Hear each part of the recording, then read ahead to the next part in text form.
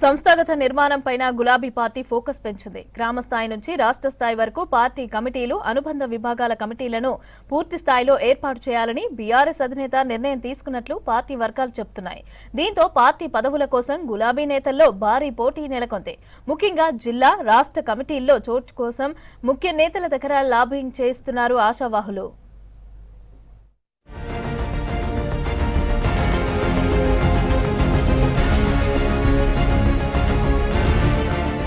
పదేళ్ల పాటు అధికారంలో ఉన్న గులాబీ పార్టీ ఇప్పుడు ప్రతిపక్షంలో కొనసాగుతోంది.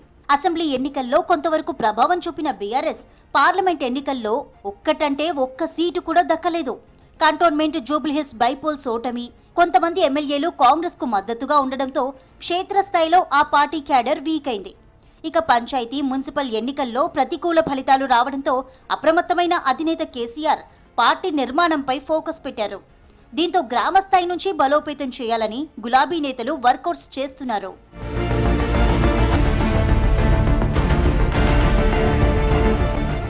పార్టీ సభ్యత్వ నమోదుపై కసరత్తు స్టార్ట్ చేసిన బీఆర్ఎస్ ఆ ప్రక్రియను వీలైనంత త్వరగా పూర్తి చేసి కొత్త కమిటీలను ఏర్పాటు చేయాలని నిర్ణయించింది. గ్రామ కమిటీల నుంచి రాష్ట్ర స్థాయి కమిటీల వరకు భారీ స్థాయిలో నియామకాలు చేపట్టాలని గులాబీ పార్టీ భావిస్తోంది.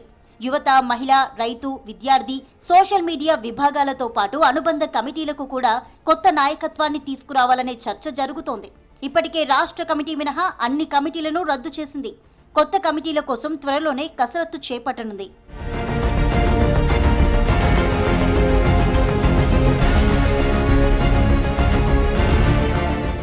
రాష్ట్ర కమిటీల్లో చోటు దక్కించుకునేందుకు వర్కింగ్ ప్రెసిడెంట్ కేటీఆర్, మాజీ మంత్రి హరీష్ లను కలుస్తున్నారు ఆశావాహులు. చాలా కాలంగా పార్టీ కోసం పనిచేస్తున్నామని, అధికారంలో ఉన్నప్పుడు అవకాశాలు రాకపోయినా ఇప్పుడు తమ సేవలను గుర్తించాలని కోరుతున్నారు. కొంతమంది మాజీ ప్రజాప్రతినిధులు, కార్పొరేషన్ మాజీ చైర్మన్లు, జిల్లా స్థాయి నేతలు కూడా పార్టీ పదవుల కోసం ప్రయత్నాలు ముమ్మరం చేసినట్లు తెలుస్తోంది.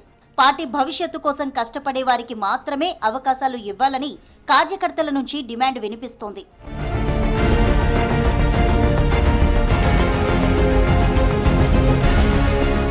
పదేళ్లు అధికారంలో ఉన్న టైంలో కంటే ఇప్పుడు సంస్థాగత బలోపేతంపై బీఆర్ఎస్ ప్రత్యేక దృష్టి పెట్టడం రాజకీయ వర్గాల్లో చర్చనీయాంశంగా మారింది.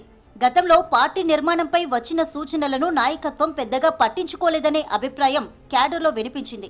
ఇక ఇప్పుడైనా పార్టీ కోసం కష్టపడిన నేతలకు, కార్యకర్తలకు ప్రాధాన్యం ఇవ్వాలనే డిమాండ్ పెరుగుతోంది. కొత్త కమిటీల ఏర్పాటుతో పార్టీకి మళ్లీ క్షేత్రస్థాయిలో ఊపు తీసుకురావాలని బీఆర్ఎస్ అధినాయకత్వం భావిస్తోంది.